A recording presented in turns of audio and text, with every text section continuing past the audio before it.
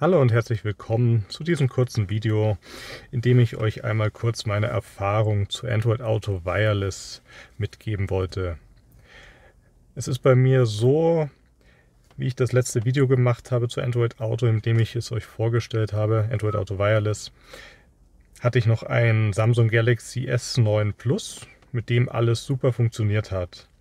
Im August letzten Jahres bin ich dann auf ein Xiaomi Mi 11 Ultra umgestiegen. Sieht so aus, mit diesem riesen Kamerabalb. Funktioniert auch super. Generell muss ich sagen, Android Auto Wireless funktioniert super. Aber mit diesen Xiaomi-Handys gibt es Probleme. In dem Fall ist es so, ganz am Anfang, wie ich es neu hatte letzten August, alles super funktioniert. Irgendwann im Oktober, November, ich weiß gar nicht mehr, wann es genau war, gab es dann ein Update. Man muss dazu sagen, ich habe hier die China-Version. Sieht man daran, dass hier nur ein Xiaomi-Logo ist, kein CE-Kennzeichen oder sonst was es eigentlich viel schöner macht. Und ich habe die Xiaomi.eu Firmware. Aktuell sogar die Weekly, da kommt jeden Donnerstag ein neues Update raus. Nur leider ist es seit Oktober, November so, dass hier immer Verbindungsabbrüche mit Android Auto Wireless passieren. Es äußert sich so, dass die Verbindung kurz weg ist und sich nach maximal 30 Sekunden wieder aufbaut.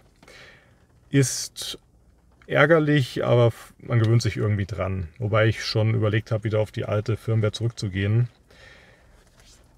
Aber der Hintergrund scheint zu sein, ich bin erst davon ausgegangen, weil es immer aufgetreten ist, wenn das Handy anscheinend kein Netz hatte, irgendwo im Funkloch oder so, dass dann die Verbindung abgebrochen ist. Okay, dachte ich mir, ja, dann bricht kurz das WLAN zu Android Auto Wireless zusammen. Wieso auch immer. Bis ich dann mal ein paar Logs erstellt habe und so weiter und wirklich drauf geschaut habe, was passiert denn am Handy. Das Bluetooth bricht zusammen.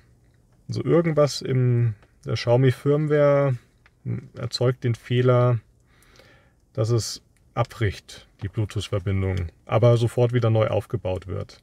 Das Problem scheint nicht nur das Mi 11 Ultra zu betreffen. Ich habe das in dem Xiaomi.eu Forum auch schon bei anderen Geräten gelesen.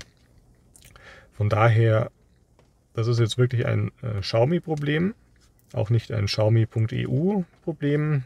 Die Entwickler haben gesagt, die können da nichts machen, das muss Xiaomi direkt machen. Da sind auch schon Tickets eröffnet von mir, von anderen Leuten. Wir können jetzt nur hoffen, dass es irgendwann wieder funktioniert. Ansonsten muss ich sagen, mit Android Auto Wireless bin ich super zufrieden.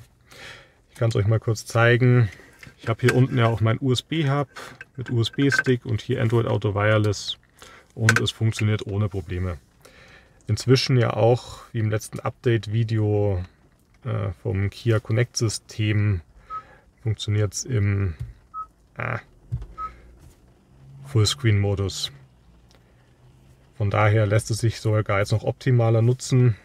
Das Einzige, was man machen muss, um es hier nutzen zu können, ist auf Pass-Through umzustellen, da aktuell noch ein Android Auto Wireless Problem vorhanden ist, was aber in diesem Fullscreen-Modus von Android Auto liegt. Wie gesagt, ansonsten, bisher gab es Android Auto Wireless ja nur über Indiegogo. Inzwischen haben sie einen eigenen Shop aufgemacht. Man kann es direkt bestellen, muss nicht mehr 3 Monate, 4 Monate warten, bis man es in den Händen hält. Der Preis ist, glaube ich, $85, wenn ich mich jetzt nicht komplett täusche. Aber ich kann es für Autos empfehlen, die kein eingebautes Android Auto Wireless haben. Ich finde es gut, dass es die Möglichkeit gibt. Man muss aber auch dazu sagen, es gibt noch andere Adapter inzwischen, einen von Motorola, einen von Casify, wenn ich mich jetzt da auch nicht täusche.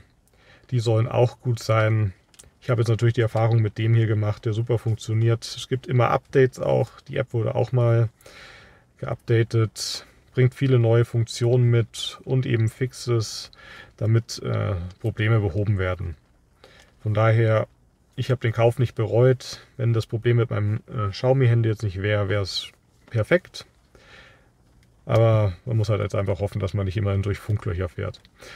Ansonsten, wie gesagt, klare Kaufempfehlung. Ich bin damit zufrieden. Klar, man braucht es irgendwann sicher nicht mehr, wenn man dann mal wieder ein Auto kauft, wo schon eingebautes Android Auto Wireless hat. Aber solange tut es dieser Dongle auch und Wie gesagt, ich kann ihn nur empfehlen. Gut, das war eine kurze Zusammenfassung, wie es bei mir jetzt lief.